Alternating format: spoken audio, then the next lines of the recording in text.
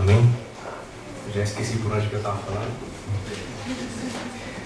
Mas nós podemos ver que existe um agir de Deus, mesmo que nós não possamos enxergar, né? Mesmo que a situação possa ser tão difícil ao ponto de nós não podermos enxergar aquela luz no fim do túnel. Nós podemos crer, nós precisamos crer de que Ele é o Deus do impossível. Ele é o Deus, assim como a missionária falou esses dias, é Ele o fazedor de milagres. Para Ele não há nada impossível, não é? Muitas vezes quem limita Deus somos nós mesmos. Nossa incredulidade, né? Nós vemos na Bíblia Jesus ele falando que não pode fazer milagres por causa da incredulidade daquele povo, não é? E muitas vezes somos nós quem acabamos limitando o agir de Deus na nossa vida, não é? E é algo que nós precisamos tomar cuidado, é porque dentro de nós o nosso espírito ele nos leva a querer ter uma intimidade mais profunda com Deus. Mas a própria Bíblia ela fala que a nossa carne ela é fraca. O nosso espírito está pronto, mas a nossa carne é fraca, não é? E é por isso que nós precisamos depender totalmente do Espírito Santo, totalmente do seu Espírito, não é? Se nós queremos transpor alguma situação, alguma circunstância que foi colocada diante de nós, né? Nós precisamos crer primeiramente que foi Deus que a colocou por alguma razão, não é? E é para nós crescermos em fé, para nossa fé crescer, para que nós passemos a conhecer a Deus de uma forma diferente, né? Porque Ele se revela nas nossas vidas através das provações, das tribulações. Depois que nós passamos por essa tribulação, por essa circunstância, nós passamos a conhecer a Deus de uma forma diferente, de uma forma mais profunda, não é? É isso que Deus tem colocado no meu coração e o que eu queria passar para a igreja hoje, pela sua graça, amém? Pelo seu Espírito. Que Deus tem falado comigo que apesar de todas as tribulações, apesar de todos esses momentos ruins que a gente passa, existe por detrás de tudo um propósito maior que a gente não consegue enxergar. Existe por detrás de tudo isso algo que somente Deus pode enxergar, porque a nossa visão ela é limitada. A gente acaba vendo um momento, a gente pode até achar que consegue prever o que vai acontecer amanhã, mas o amanhã está nas mãos de Deus. Quanto mais o futuro, a gente não consegue enxergar o que vai acontecer daqui a 10 anos, mas Deus está trabalhando hoje para que daqui a 10 anos nós possamos alcançar seu propósito nele, né? Agora a pergunta é, será que nós estamos permitindo Deus trabalhar nas nossas vidas? Será que nós temos permitido ou temos limitado o trabalhar de Deus na nossa vida? Muitas vezes o que nós vivemos, o que nós passamos, eu estou falando sempre de circunstâncias e tribulações e provas que são colocadas na nossa frente, né? Mas nós também entendemos que existem duas razões pelas quais a gente enfrenta certas provações, né? Ou é por causa do pecado, que deveria ser as circunstâncias do nosso pecado, do nosso erro mesmo, do nosso afastar de Deus, e as provações.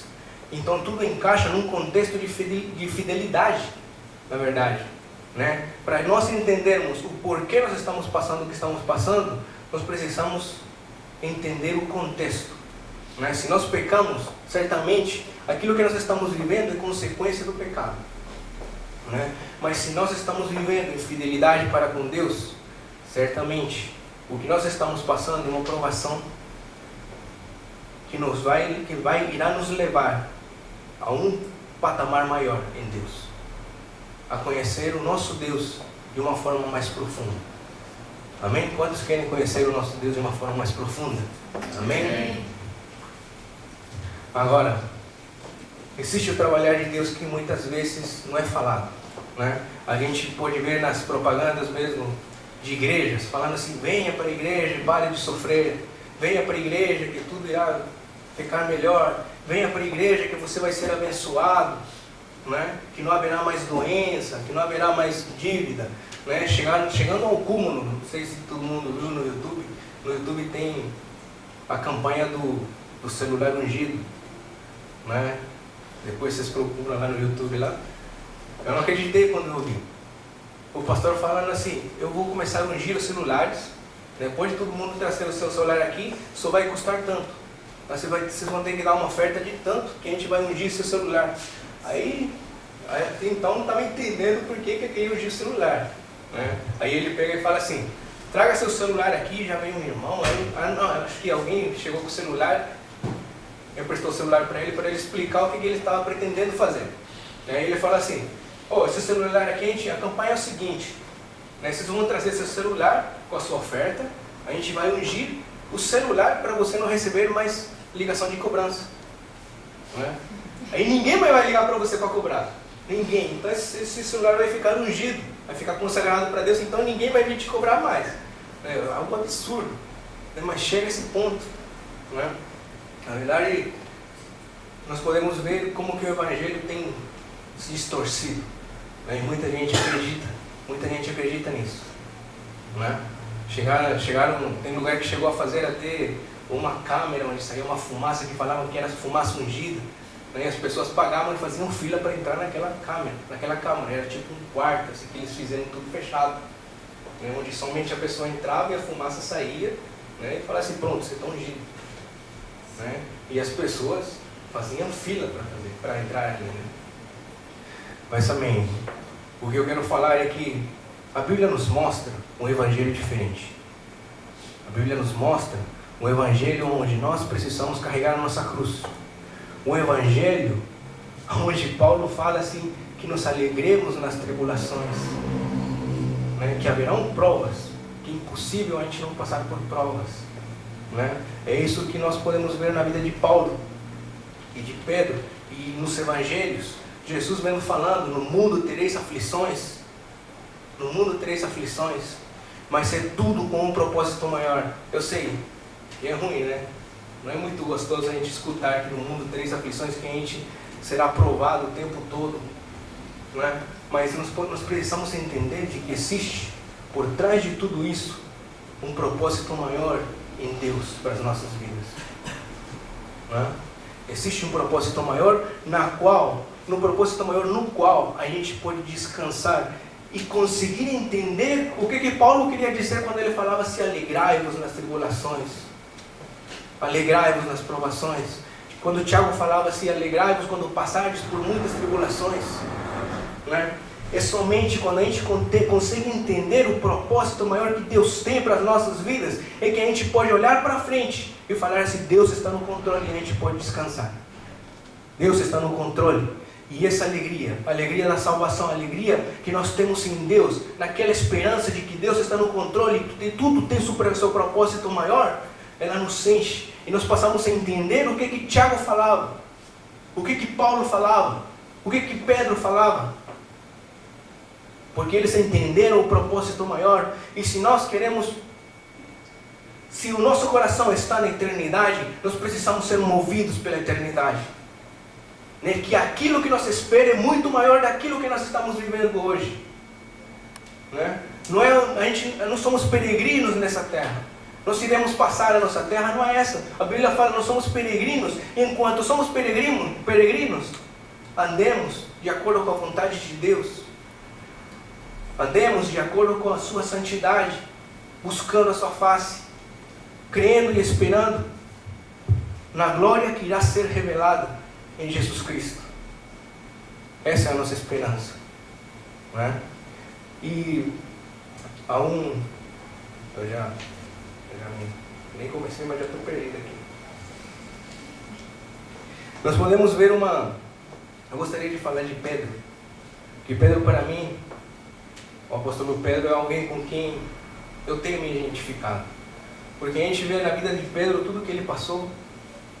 E nós acabamos nos identificando com ele, né? Porque existe todo um processo, existe todo um trabalhar de Deus para chegar aonde Pedro chegou, né? Eu gostaria que nós possamos abrir as nossas Bíblias em Lucas capítulo 22.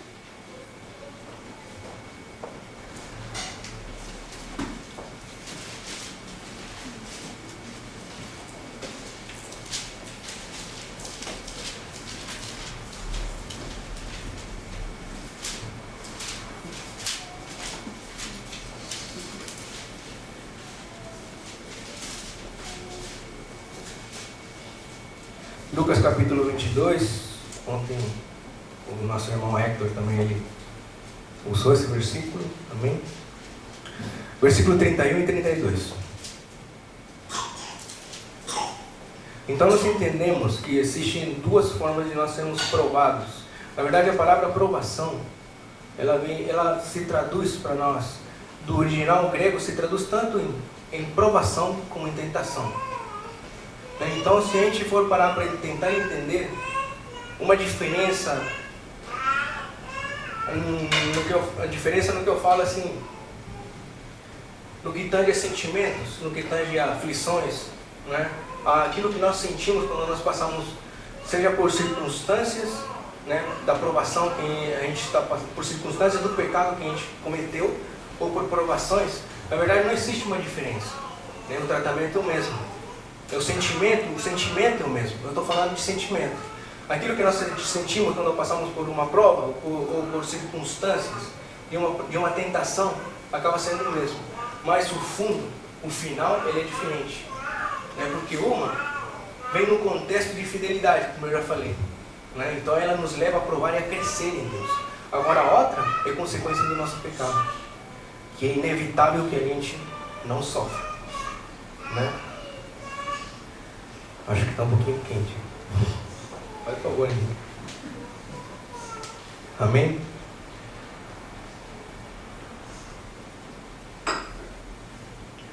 Pedro fala o seguinte, lá em Lucas, versículo 31 diz: Simão, Simão, eis que Satanás vos reclamou para vos peneirar como trigo. Eu, porém, roguei por ti, para que a tua fé não desfaleça. Tu, pois, quando te converteres, fortaleça os teus irmãos. Nós podemos ver aqui algo interessante que aconteceu com Pedro. Jesus fala para Pedro: Simão, Simão, ele era Simão ainda, Simão, Simão, eis que Satanás os reclamou para os peneirar. Na verdade, outra palavra diz se andar, né? Só que se a gente for parar para ver o significado disso aí, é tirar as impurezas, né? O diabo chegou diante de Deus e falou, reclamou Pedro, então somente Pedro, né? Porque ele fala assim, eis que Satanás vos reclamou. Ele não reclamou somente Pedro, né? Ele falou de todos os discípulos, mas Jesus falou para Pedro assim, mas eu roguei por ti, para que tua fé não desfaleça. Durante muito tempo, né, falta de prestar atenção minha, eu achava que, e cheguei a falar, e cheguei a compartilhar, falando para alguém que estava passando por alguma luta, né? A ignorância. Aí eu falava assim, não, você tem que ver lá o que Jesus falou para Pedro, né? Jesus falou para Pedro assim, ó, o Satanás reclamou para se andar contigo, se andar, né? Pegar nele, tocar nele, né? Aí eu falava assim, só que Jesus rogou para que a sua fé não desfaleça. Então Jesus rogou para que o diabo não faça isso, né? Mas a Bíblia não fala isso, né? A Bíblia fala que Jesus permitiu que o inimigo toque para peneirar ele, para tirar toda a impureza. O que o diabo estava querendo fazer, na sua intenção, era pegar aqueles discípulos, assim como era peneirado o trigo, o joio do trigo, né? Você passa pela peneira, você cirando o trigo para tirar toda a impureza, para ficar somente o trigo, né? É isso que o inimigo, o diabo estava querendo fazer, né? Falar assim, vou provar aquele camarada ali, ele não vai segurar não, ele não vai segurar onda, né? Mas foi tudo o contrário que aconteceu, né? Para isso aí, nós podemos ver que a palavra-chave que eu vejo aqui é se andar, né? Por mais que o diabo venha, se levante contra nós, e Deus permita, na sua onisciência, Ele permite, vai ser para tirar toda impureza. Então o que Deus faz? Ele pega aquela atitude que o diabo teve para tirar proveito disso, para trabalhar em nós, né? E também nós podemos ver, então aqui nós podemos ver o inimigo se levantando para nos provar, ou tentar, né? E Pedro entendeu. Aí depois vem a prova de Pedro, né? Então eu gostaria de abrir também lá outro versículo que eu achei interessante, ler em João, capítulo 21.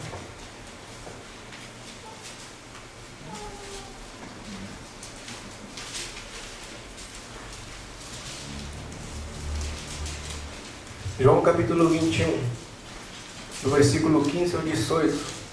Mais uma vez Pedro aqui, né?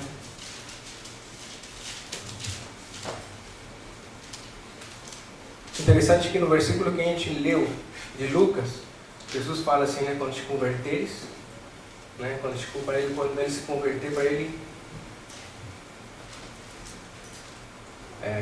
alguém está aberto ali ainda? Fortaleça os teus irmãos. Quando te converteres, fortaleça os teus irmãos, né? Essa é outra palavra-chave. Que na verdade Jesus estava falando com ele assim: você vai passar pela prova, você vai ser peneirado, mas quando te converteres, isto é, depois da prova, depois que sua fé foi confirmada e ele passou pela prova, ele vai ter uma experiência com Deus. Ele vai passar a conhecer Deus de uma forma diferente. Aí fala assim: quando te converteres, fortalece os teus irmãos, né?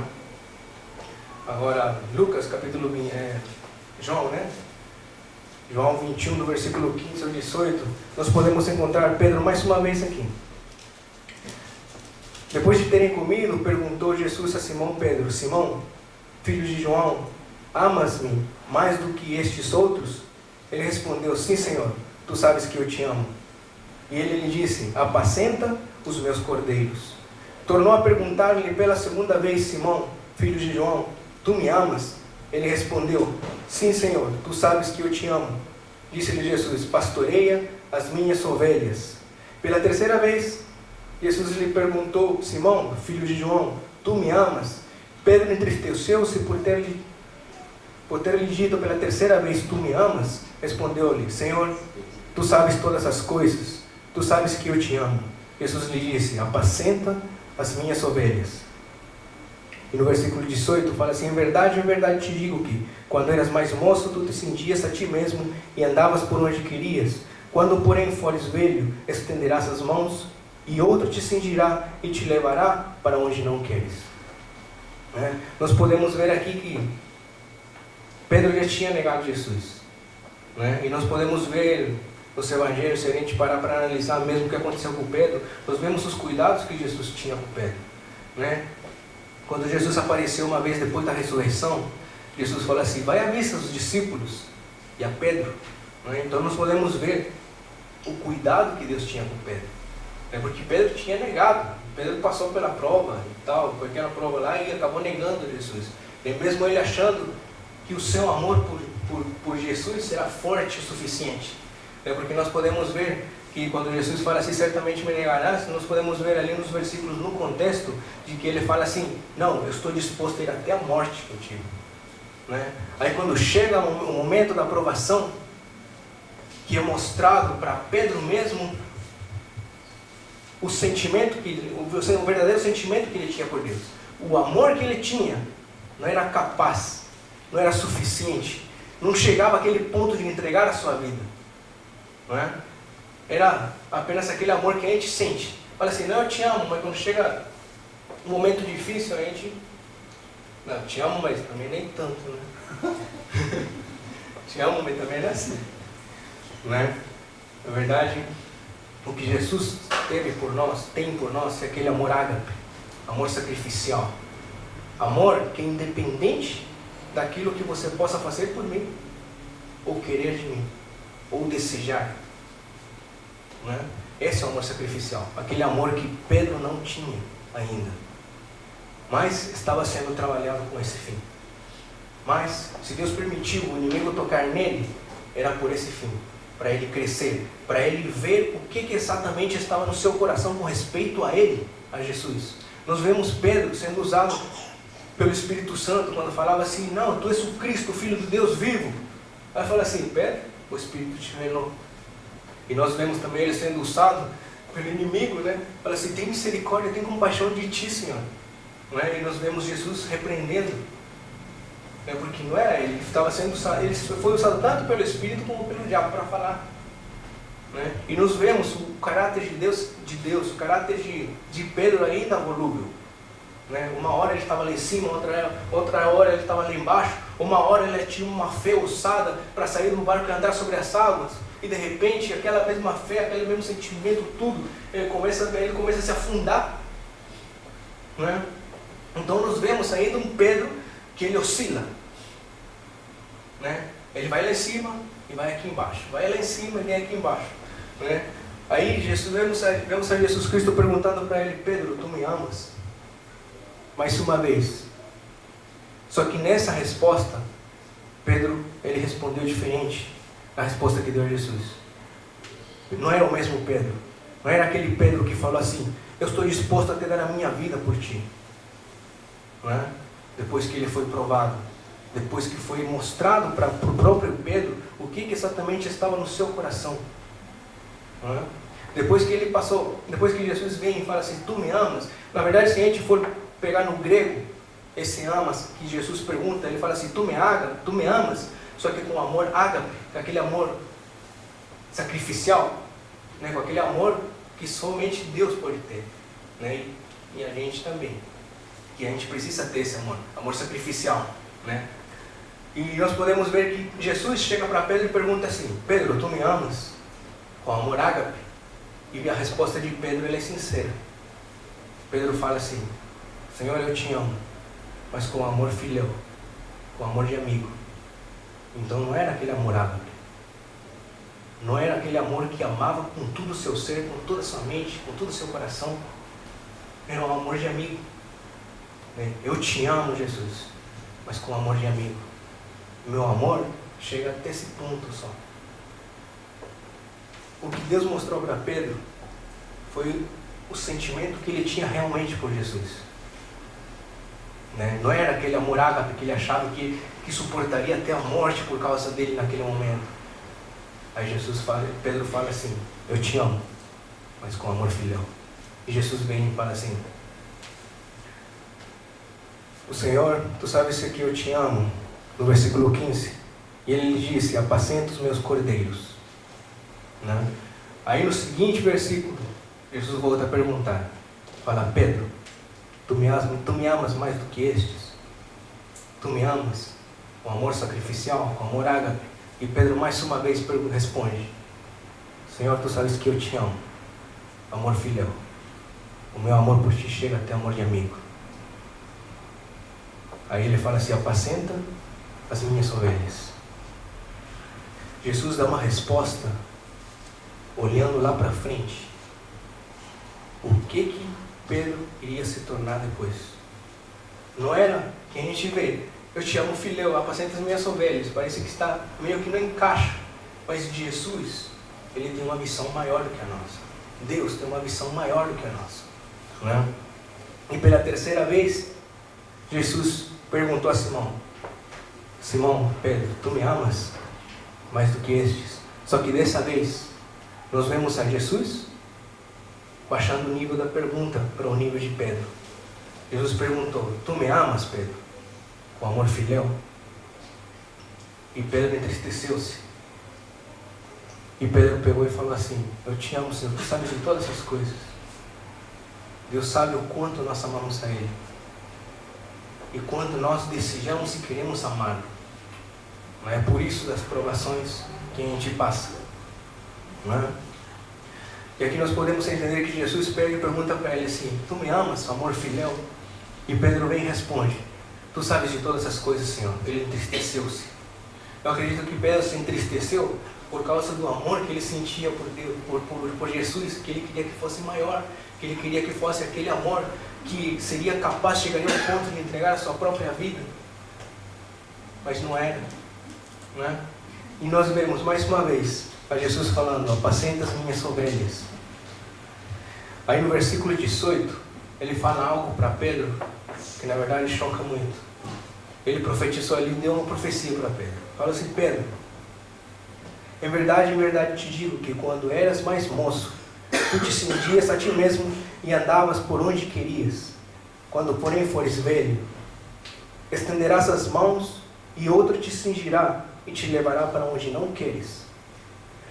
Disse isto para significar com que gênero de morte Pedro havia de glorificar a Deus. Depois de falar assim, acrescentou-lhe: segue. O que Jesus falou? Não dá para entender, tipo, na nossa mente, não dá para entender, não dá para saber se é uma boa notícia ou uma notícia ruim, né? Jesus falando para Pedro: Pedro, vai chegar o dia que alguém vai te cindir e alguém vai te levar para onde tu não queres. Estenderás tuas mãos, né? Significando de que tipo de morte ele iria morrer. Pedro, nós sabemos que ele morreu crucificado, e ele não se achou digno de morrer como seu Senhor, e ele pediu para ser crucificado de ponta cabeça, né? O que Jesus estava querendo falar nas entrelinhas para ele era: Pedro, vai chegar um dia, o teu amor hoje é filéu, o teu amor hoje é filéu, amor de amigos para comigo, mas vai chegar o dia em que o teu amor por mim vai ser maior, vai ser um amor ágape, aquele amor que vai chegar ao ponto de que você venha e seja morto por mim, por minha causa, que você vai se sacrificar por amor de mim. E é isso que nós vemos. Nós vemos na primeira carta de Pedro e na segunda carta de Pedro. Nós vemos o próprio Pedro falando assim, em 2 Pedro, capítulo 1, versículo 14. Ele escreve essa carta e ele fala assim: sabendo que brevemente ele estava passando alguns ensinamentos, ele falava assim: e eu não me incomodo em fazer-vos lembrar de tudo aquilo que já foi falado, nem até o dia da minha morte eu estarei fazendo isso, fazendo-vos lembrar da palavra do Senhor, né? Aí em 1 Pedro, versículo 14, diz: sabendo que brevemente, Pedro fala, né, hei de deixar este meu tabernáculo, assim como nosso Senhor Jesus Cristo já o revelou, né? Nós podemos ver que Pedro estava falando assim como o Senhor Jesus já o tinha revelado naquela época: eu vou morrer, né? E ele já estava prestes a morrer. Isso eu calculo no ano 64, mais ou menos, estava vendo, entre 64 e 70, né, depois de Cristo. Mas nós vemos que, se a gente parar para ver na linha do tempo, tentar ver como Deus via, entendeu? Todas essas provações que Pedro passou lá no passado, eles forjaram nele um caráter, o caráter de Cristo. Forjaram nele um amor maior, um conhecimento maior de Deus, o que o levou a amar mais, né? O que o levou àquele amor sacrificial, ao ponto de ele conseguir entregar e dar a sua vida por ele, né? E ele alcançou. Quando Jesus falava assim: apacenta as minhas ovelhas, nós vemos em 1 e 2 Pedro o que Pedro fala, né? O que eu vou querer falar agora. Nós podemos ver que na primeira e segunda carta de Pedro, nós podemos ver a maturidade que Pedro alcançou, o conhecimento que ele tinha de Deus, e podemos ver ele apacentando a sua igreja, né? Ele falando, interessante que ele escreveu a primeira carta de Pedro, ele falando assim, ao qual ele fala para um povo que amava Deus. Ele não estava falando para um povo que estava em pecado, por causa do seu pecado ia sofrer consequências. Ele estava falando para um povo que amava Deus. E aí nós podemos, abra 1 Pedro, no capítulo 1, no versículo 8, diz o seguinte: ele está falando com o povo, e ele fala a respeito do povo. Ele fala assim: ao qual, não havendo visto, amais, no qual, não havendo agora, mas crendo, vos alegrais com gozo inefável e glorioso. Ele está falando para um povo que amava Deus, né? Interessante que nós podemos ver aqui: não o havendo visto, o amais, né? Não era qualquer povo, era um povo que amava realmente Deus, né? E não havendo agora mais crendo, vos alegrais com gozo inefável e glorioso, né? Então Pedro estava se dirigindo a um povo que amava Deus, né? Agora nós vamos ver o contexto. Gostaria de ler a partir do versículo 3 do mesmo capítulo, do mesmo livro. Diz assim: bendito seja o Deus e Pai do nosso Senhor Jesus Cristo, que segundo a sua grande misericórdia nos gerou de novo para uma viva esperança pela ressurreição de Jesus Cristo dentre os mortos, né? Aqui Pedro está falando pela ressurreição de Cristo, fomos gerados de novo para uma viva esperança, né? Para uma viva esperança, nós fomos gerados de novo para uma viva esperança, né? No versículo 4, para uma herança incorruptível, incontaminável, imarcessível, isto é, que não murcha, né? Imperecível, né? Algo eterno, guardada nos céus para vós. Ele fala assim, existe uma viva esperança. A nossa viva esperança tem que ser com aquilo que nós espera lá no céu. Não é aquilo que eu estava falando no começo, né? Uma herança incorruptível, incontaminável e imarcessível, né? Que nos espera no céu, guardada no céu para vós. No versículo 5 diz assim, que mediante a fé estáis guardados na virtude de Deus para a salvação, já prestes para se revelar no último tempo. Versículo 6, em que vos grandemente vos alegrais, ainda que agora importa, sendo necessário que estejais por um pouco contristados com várias provações, ou em outras versões, com várias tentações. Entendeu? Toda provação que é mandada por Deus pode ser alguma dificuldade, algum momento ruim, alguma adversidade, mas também pode ser uma tentação. Né? Agora, Deus não tenta ninguém. Né? É o nosso próprio coração, a concupiscência do nosso coração pela qual não somos tentados. É preciso entender isso. Amém?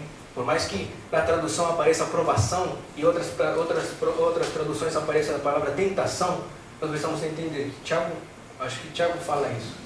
Né? Nós somos tentados pela nossa própria concupiscência, não por Deus, porque Deus a ninguém tenta e de ninguém ele é tentado. Né? Mas as nossas provações podem terminar em tentação. As nossas provações podem terminar em tentação. Né? Aí nós vemos que a nossa alegria está não no que nós vemos e temos, não nessa vida terrena, né? Mas no que nos aguarda. Pedro está falando na salvação, porque nós somos peregrinos e nós precisamos ser movidos pela eternidade. Paulo fala que a nossa pátria está nos céus, guardada pelo Salvador, o qual nos transformará o corpo desta humilhação a ser igual ao corpo da sua glória. Essa é a esperança que Paulo também tinha. Não nessa terra, não nesse tempo, não nessa vida. A esperança lá na glória. A nossa vista, a nossa visão, o nosso objetivo tem que ser lá na glória. De passarmos por tudo aquilo que nós estamos passando, diante de Deus, diante da sua presença, para que um dia nós possamos nos encontrar com Ele. Essa é a esperança que nós precisamos ter no meio da provação. Essa é a esperança que nós precisamos ter quando estamos passando por dificuldades, por fome, por necessidades, por doenças, sabendo de que Deus está no controle de tudo, num contexto de fidelidade nossa. Amém? E Paulo disse aos Coríntios, nem olhos viram, nem ouvidos ouviram, nem jamais subiu ao coração do homem o que Deus reservou para aqueles que o amam. É para aqueles que o amam. Essa carta que Pedro escreveu foi para aqueles que o amam. Né? Você que ama Deus, está passando por dificuldades, é para você essa carta. Paulo escreveu para você que está amando, está passando por tribulações, está passando por provações. Pedro está falando assim, olha, a tua esperança tem que estar lá na frente, nós somos apenas peregrinos nessa terra. E João, no livro de Apocalipse, fala do que ele viu na revelação que ele teve. Ele fala assim, ali não haverá mais dor, não haverá mais morte, não haverá mais choro, maldição, nem lembrança de coisas passadas. Deus enxugará dos olhos toda lágrima. Essa é a nossa esperança. Que possamos ver a sua face. Que possamos vê-lo face a face. Porque Ele enxugará toda lágrima. Amém? Em 1 Coríntios, capítulo 1. Eu não sei, não lembro, acho que eu escrevi errado. Paulo diz, se é só para esta vida que esperamos em Cristo, somos de todos os homens os mais infelizes, os mais dignos de pena, se só esperamos por Jesus nessa terra. A nossa esperança, assim como eu já falei, nós precisamos ser movidos pela eternidade, movidos por aquilo para o qual Deus morreu, para nos levar para a eternidade, para estarmos junto com Ele. Amém? No versículo 7 diz, para que a prova da vossa fé, muito mais preciosa do que ouro que perece e é provado pelo fogo, se ache em louvor e honra e glória. na revelação de Jesus Cristo. E versículo 8 que eu acabei de ler, ao qual, não havendo visto mais, no qual, não o vendo agora, mas crendo, vos alegrais com um gozo inefável e glorioso.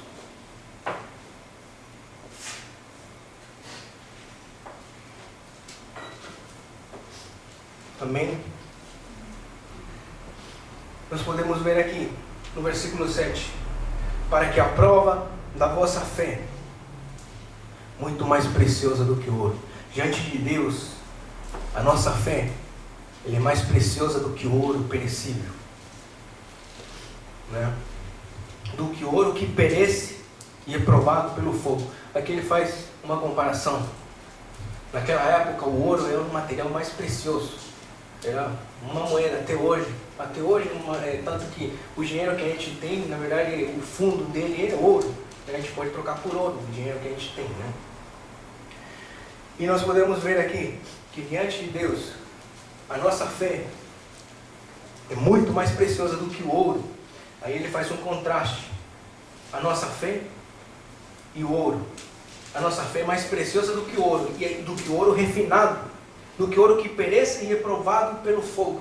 Mas assim como o ouro é provado pelo fogo, a nossa fé é provada pelo fogo também. Se diante de Deus a nossa fé é mais preciosa do que o ouro, e o ouro é refinado pelo fogo, quanto mais a nossa fé irá ser refinada e passada pelo fogo, assim como aconteceu com Pedro.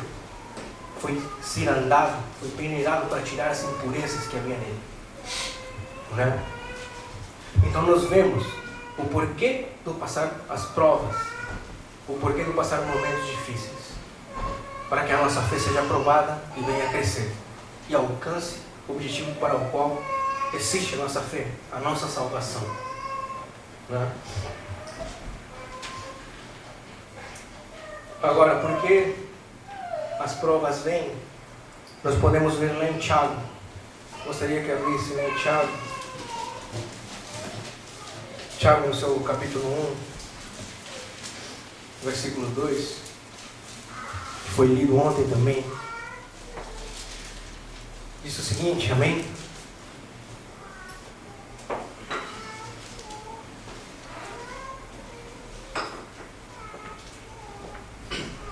Meus irmãos, no versículo 2, diz assim: meus irmãos, tende por motivo de toda alegria o passardes por várias provações, sabendo que a aprovação da vossa fé, uma vez confirmada, produz perseverança. Ora, a perseverança deve ter ação completa, para que sejais perfeitos e íntegros, em nada deficientes. Nós podemos ver a Tiago falando: meus irmãos, tende por motivo de toda alegria. Fala para nos alegrarmos quando passarmos por provações, porque tem um motivo por passarmos por várias provações. Sabendo que essa aprovação, a aprovação da nossa fé, uma vez confirmada, depois de nós termos passado por essa luta, depois de nós termos passado por essa prova, ela é confirmada. Uma vez confirmada, ela produz perseverança.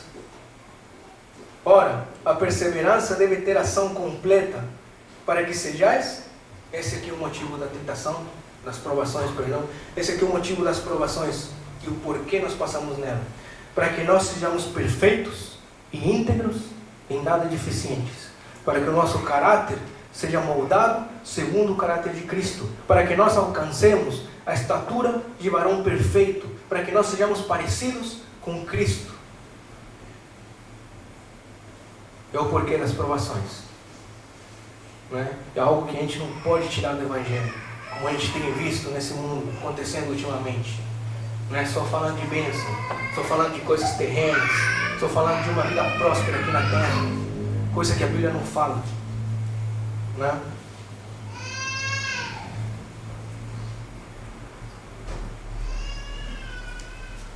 Então nós podemos ver que Paulo, Pedro, Tiago, eles falavam dessa alegria no meio das provações.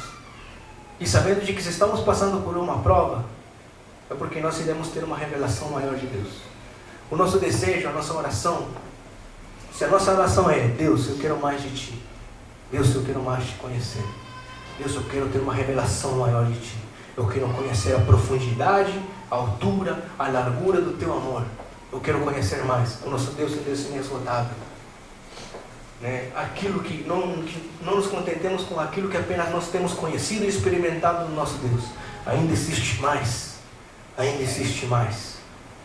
Né? Se a nossa oração tem sido essa, o caminho é provação e luta. O caminho é provação e luta. Amém? Amém? Amém? Quem disse amém? Amém? É uma palavra difícil. Porque eu vejo assim, ninguém quer saber de sofrimento, ninguém quer saber de luta, nem de provação. Mas isso é algo necessário. Né? Agora, as nossas lutas, as nossas dificuldades, para cada um vai ser diferente. Né? Vai diferir no que tange a que área do nosso caráter Deus quer trabalhar. Né? Mas o que nós podemos entender através da palavra de Deus é que nós precisamos perseverar. Nós precisamos continuar em fé, crendo em que Deus está no controle, mesmo quando o diabo se levanta. Né? Nós podemos ver lá que a palavra, mais uma vez vou falar da palavra aprovação, é a mesma palavra traduzida para tentação e a mesma palavra traduzida para aprovação, que no grego nos dá um entendimento de ter a ver com testar o caráter, a fé e a nossa santidade. Né? Nós podemos ver lá em Jó, gostaria de abrir o livro de Jó, no primeiro capítulo.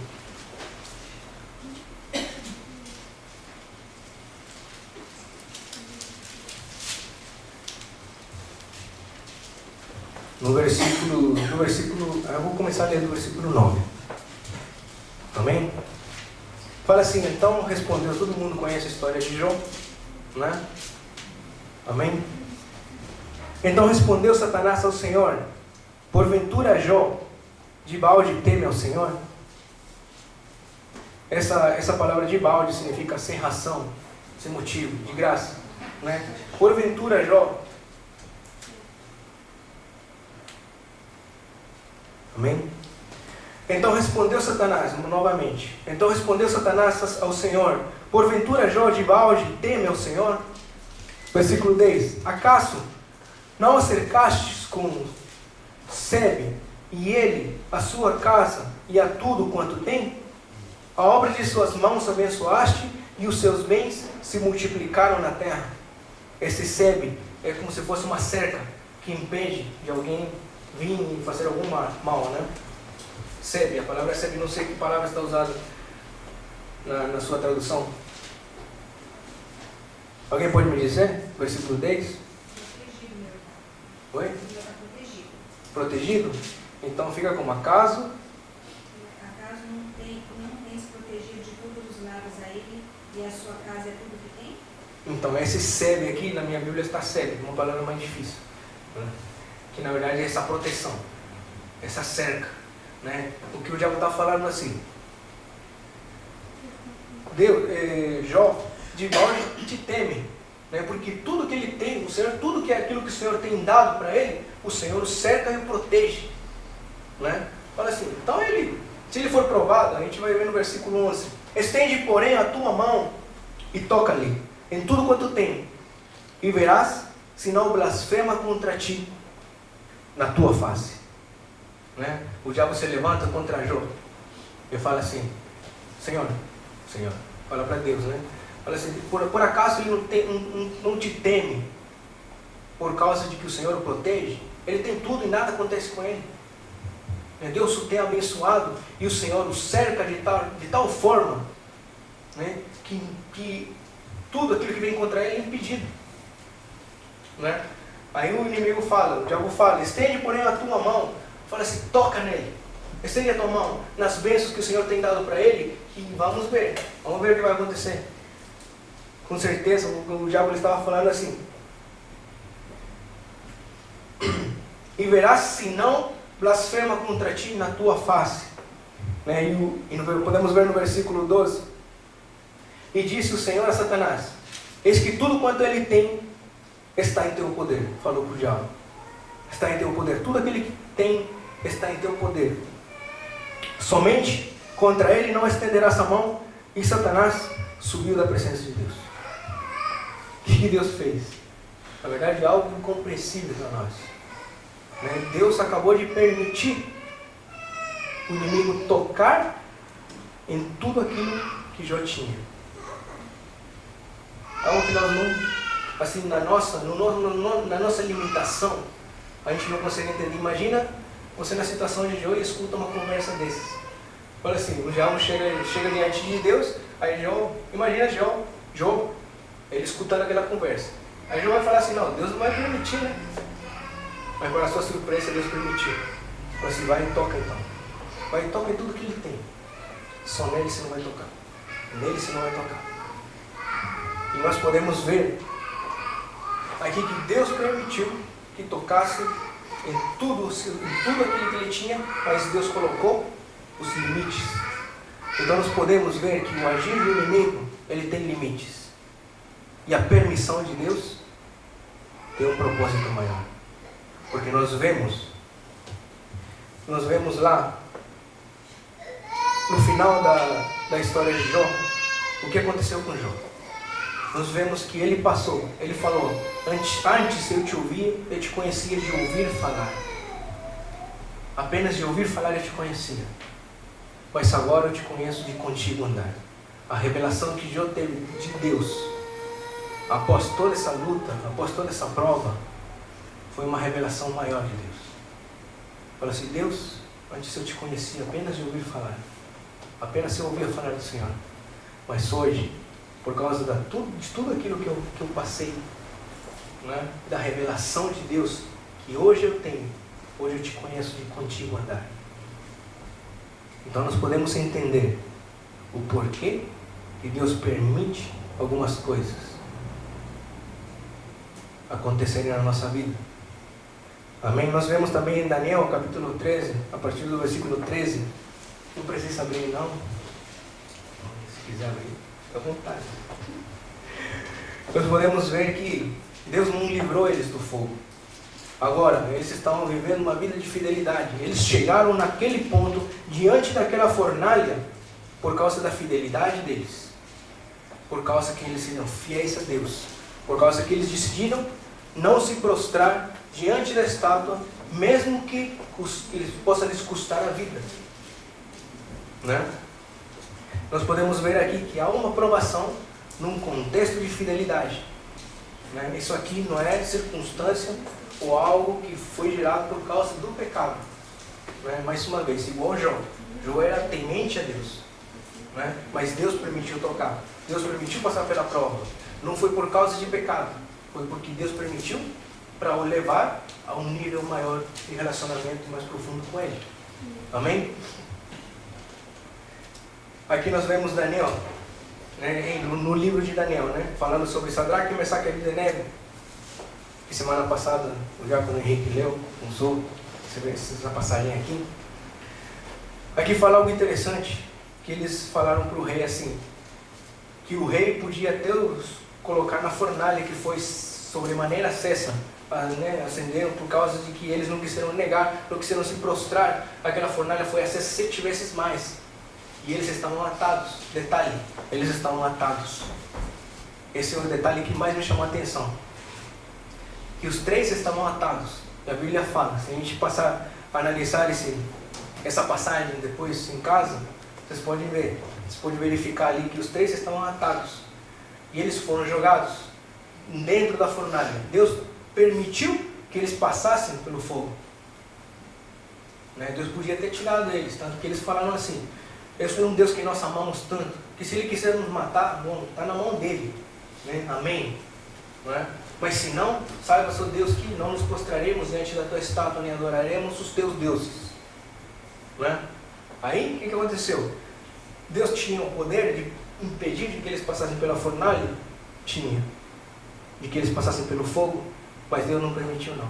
Ainda permitiu que acendessem aquela fornalha 7 vezes mais. Tanto que aqueles que foram lá empurrar, jogar os 3 lá dentro, morreram. Né? Aí o que aconteceu? Quando eles caíram lá dentro, falaram para o imperador, Era o que era? Eu não lembro. Falaram para o líder lá que tinha mandado eles jogarem eles na fornalha. Falaram assim, a gente não jogou só 3, mas tem 4 ali e soltos. Eles estavam atados. Aí nós podemos ver, se a gente parar para ter um entendimento assim, do que espiritual, do que pode acontecer quando nós passamos pelo fogo.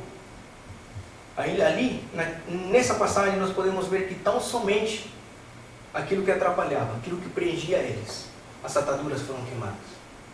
Então nós podemos entender que quando nós passamos pelo fogo, apenas aquilo que não presta, que está em nós, vai ser queimado. Deus vai vir e vai consumir aquilo que não presta.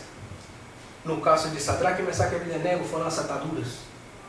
Foi o único que queimou, porque eles saíram de lá e eles não tinham nem cheiro de fogo, nem de queimado, nem de fumaça, nem de nada. Somente as ataduras foram consumidas. Então nós podemos entender nessa passagem que se nós passarmos pelo fogo, nós iremos ser refinados. E mais uma vez, nesse exemplo bíblico, nós podemos ver que a mão de Deus opera para que aquilo que não presta, que está em nós, seja tirado. O nosso Deus é fogo consumidor. Amém? E em Mateus, mais um versículo, mais um exemplo, nós vemos Mateus capítulo 4.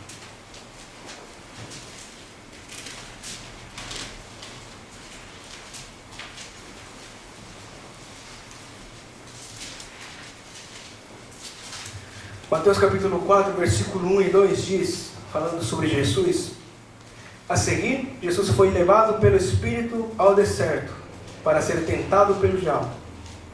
E depois de jejuar 40 dias e 40 noites, teve fome. Era só o versículo 1, amém? O versículo 1 diz: a seguir, Jesus foi levado pelo Espírito ao deserto, para ser tentado pelo diabo. Nós vemos que, mais uma vez, nós vemos Deus levando a Jesus direto para uma aprovação. E depois daquilo lá começou o ministério dele. Mas agora nós podemos ver que em todos esses exemplos o diabo está presente. O diabo é ele que vem tentar, o diabo que ele é usado para nos provar. Por mais que, olhando as escrituras assim, lendo, nós podemos até chegar à conclusão de que o inimigo se levanta porque ele quer, chega diante de Deus e Deus permite e dá os limites. Mas nós podemos entender também, se a gente olhar o contexto de tudo, aquilo que nós falamos, a história completa, não tão somente aquele texto fora de contexto. Se nós passarmos para meditar em tudo aquilo lá, nós vamos ter um entendimento de que Deus, por mais que o diabo ache que se levanta para tocar nas nossas vidas, ele se levanta para fazer a vontade de Deus. O diabo ele se levanta para fazer a vontade de Deus. Ele se levanta, chega e fala assim, tá bom, você vai e toca. Mas diante de Deus, Deus tem todo o controle, ele tem toda a soberania e o diabo apenas obedece as direções de Deus. O diabo não pode fazer mais do que isso, a menos de que nós estejamos dando brecha a ele, a menos de que nós estivermos em pecado e dando total legalidade ao inimigo para nos tocar. Senão, Deus ele tem tudo no controle. Amém? Então o diabo, nós entendemos o quê? Que o diabo está debaixo do controle de Deus, está limitado, acaba sendo usado para os próprios propósitos de Deus e acaba fazendo a vontade de Deus. Então nós vemos que o conhecimento do diabo e o poder dele é limitado. Ele não consegue entender, ele acha que se levanta para nos abater, mas na verdade está tudo no controle de Deus e é com um propósito maior por trás de tudo. Amém? E gostaria de abrir mais uma vez 1 Pedro no capítulo 4.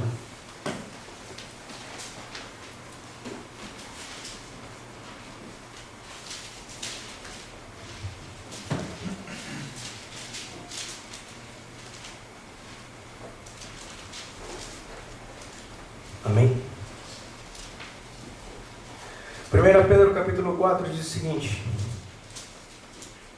versículo 12, 13 e 14. Amados, não estranheis a ardente prova que vem sobre vós para vos tentar, como se coisa estranha vos acontecesse, mas alegrai-vos no fato de serdes participantes das aflições de Cristo, para que também na revelação da sua glória vos regozijeis e alegreis. Se pelo nome de Cristo sois vituperados, bem-aventurados sois, porque sobre vós repousa o Espírito da glória de Deus. Quanto a eles, é ele sim blasfemado, aos gentios, aos que não fazem a vontade de Deus, mas quanto a vós, é glorificado.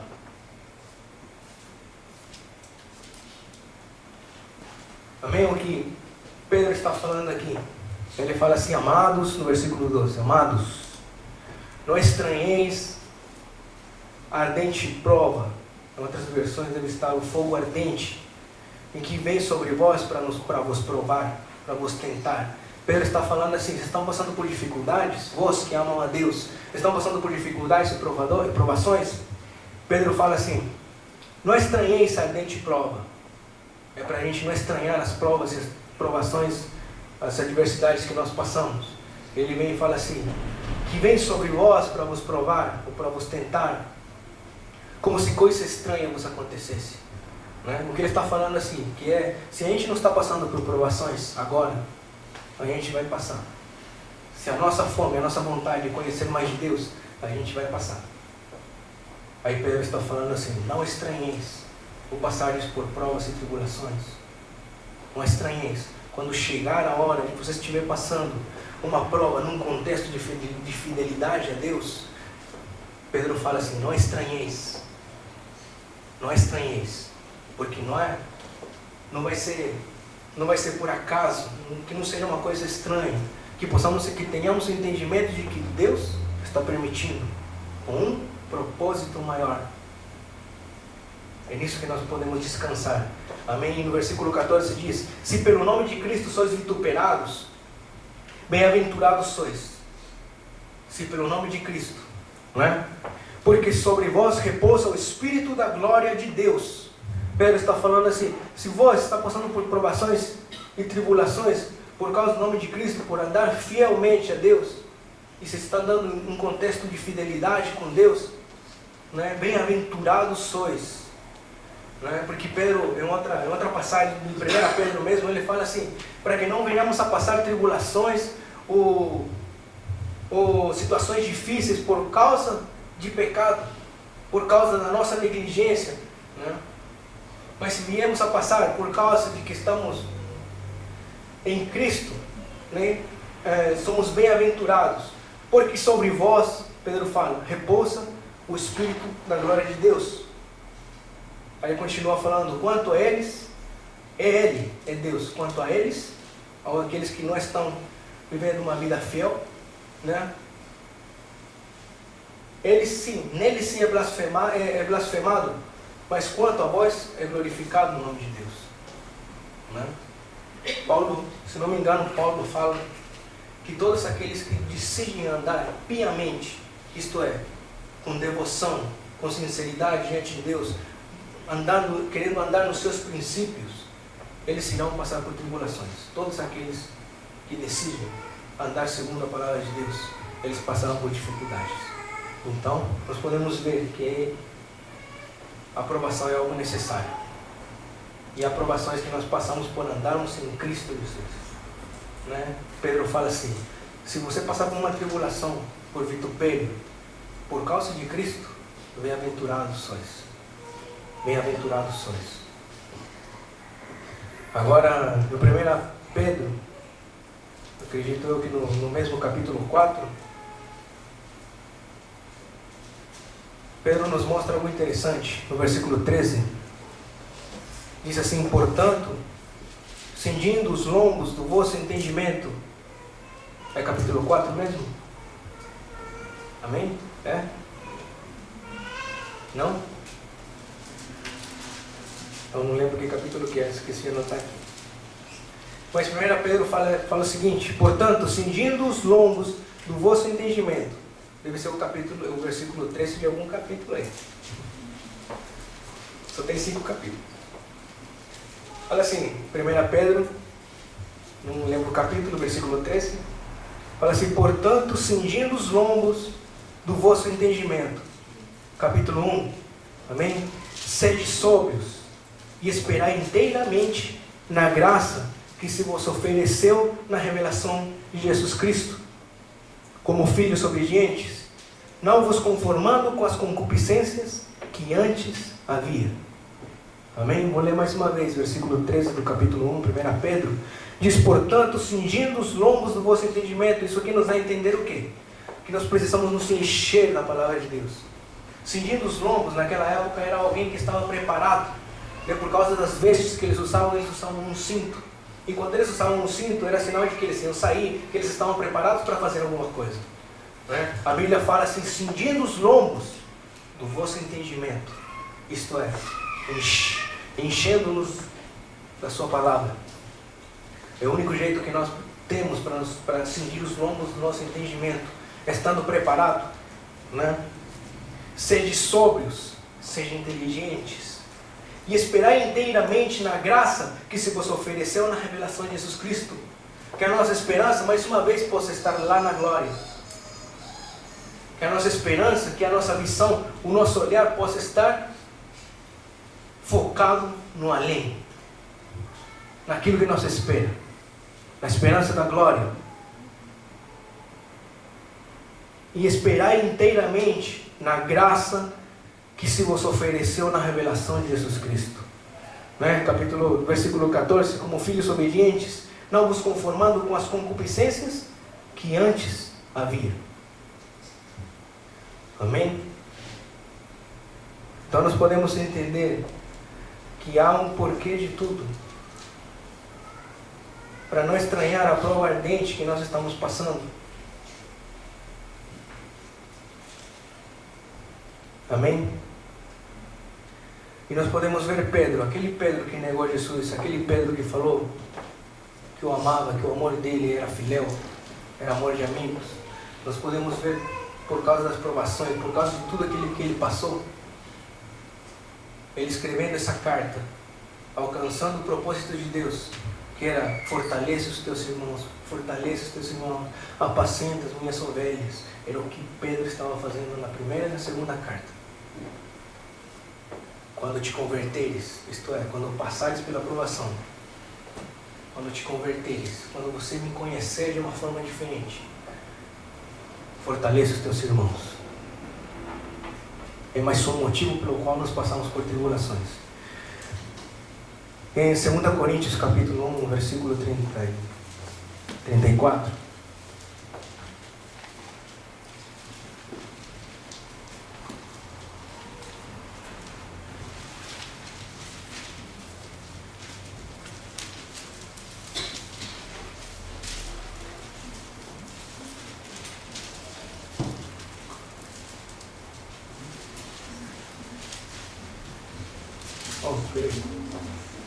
Não tem versículo 34, né?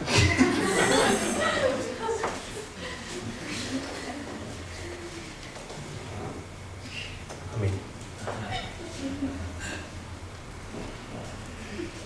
Espera aí, versículo 3 e 4. Versículo 3 e 4, você consegue pôr a vírgula.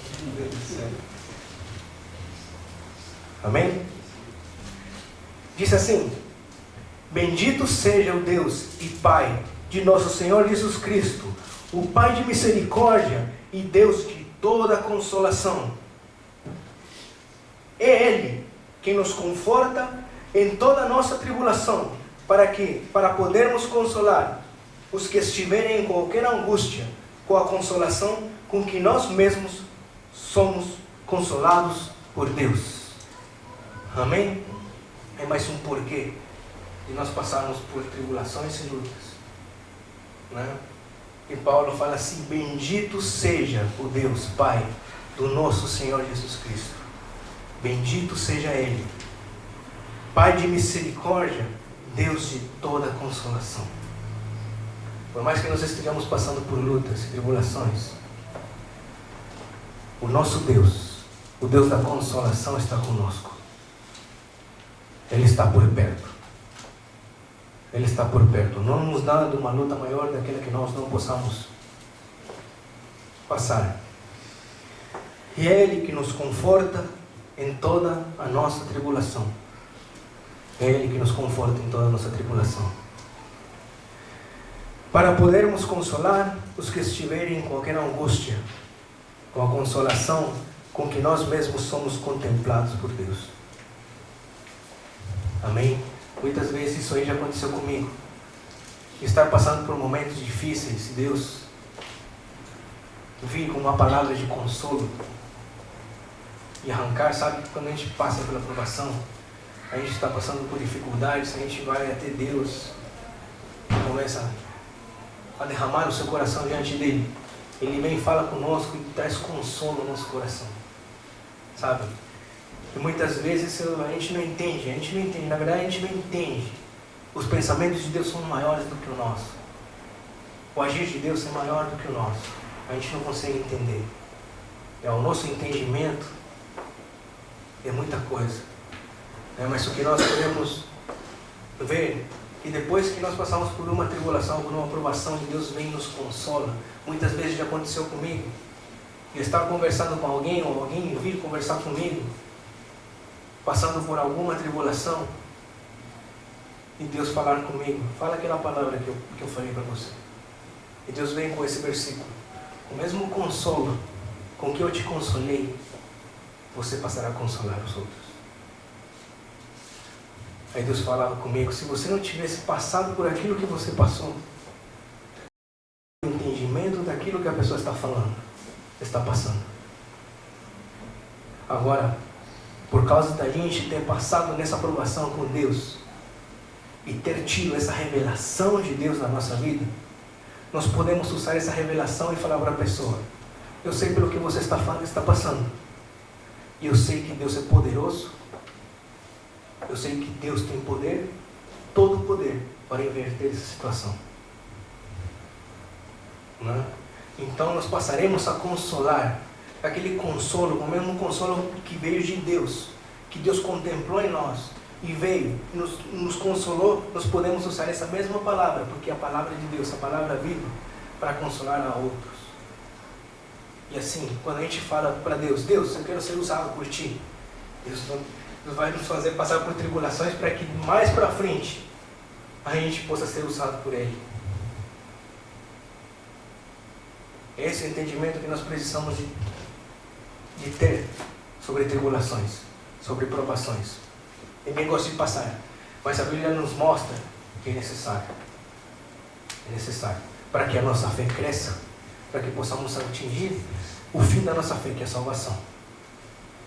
Não é? E nós que nós queremos ser usados por Deus, que possamos assim guardar esse versículo que Pedro diz: não estranheis o passardes, quando subitamente aparecer aquele fogo ardente no meio de vós, vindo para vos provar. Nós temos entendido que toda provação vem de Deus para nos refinar, para nos limpar, para tirar toda impureza, para nos cirandar, para nos peneirar, para que nós possamos refletir o caráter de Deus nesse mundo. Amém? E que a nossa esperança, no meio a tudo isso, no meio a toda essa dor, no meio a toda essa angústia, seja Deus, o nosso Consolador, sabendo de que Ele está presente em todo o tempo, e de que se alguma coisa passamos, é Deus que permitiu. É essa palavra que tem me consolado. É essa palavra. Ultimamente Deus tem falado sobre tribulações, sobre provas, né? A gente, por mais que a gente conheça a palavra, a gente tenta procurar um porquê, né? A gente pergunta para Deus: Deus, mas por que isso? Por que eu estou passando isso? Aí Deus fala assim: essa leve e momentânea tribulação tem um peso eterno de glória. Tem um peso eterno de glória. É uma breve e momentânea tribulação. Pedro fala assim: mesmo que agora estejais passando por pouco tempo, por essa tribulação, por essa provação, né? E essa carta é para aqueles que amam a Deus. É para aqueles que se disporam nas suas mãos a fazer a sua vontade, buscar a sua face, né? Nós podemos ver, para terminar, no capítulo 5 de 1 Pedro.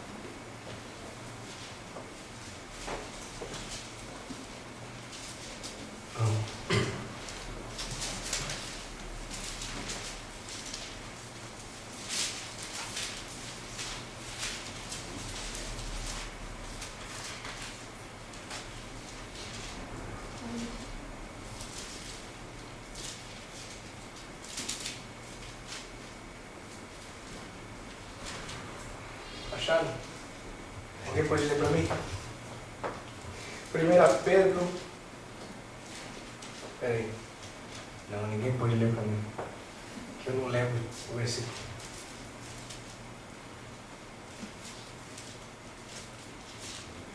Achei.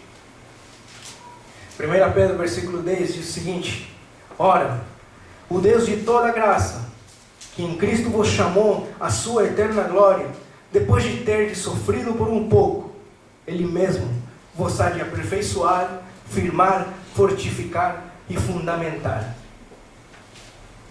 Ele mesmo, depois de ter sofrido por um pouco, Ele vem e nos perfecciona.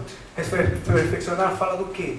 Fala de restaurar, de tornar-nos aptos para fazermos alguma coisa, né? De ajustar, né? Afirmar. O significado do grego que significa estabelecer com firmeza. É o próprio Jesus que vai fazer isso em nós, né? Nos vai aperfeiçoar, nos vai ajustar, né? Nos vai afirmar, estabelecer com firmeza diante dele, amém? Nos fazendo sólidos, inabaláveis, nos fortalecerá. Isto fala sobre vigor e força espiritual, né? Estabelecer ou fundamentar. Fala sobre consolidar, afiançar o nosso caráter, fortalecer o nosso caráter. Amém? É isso que Deus tem falado comigo. É isso que Deus tem colocado no meu coração.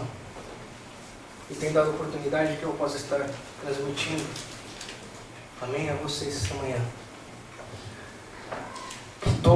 Que nossa esperança, em meio a tudo isso, nós precisamos ter sempre presente que a nossa esperança é em Deus. Que a nossa esperança está em Deus, na revelação de Jesus Cristo. Aquele que há de nos tirar e que veio morrer por nós para que nós possamos estar com Ele lá na glória. Amém? Amém? Gostaria que a igreja fique em pé.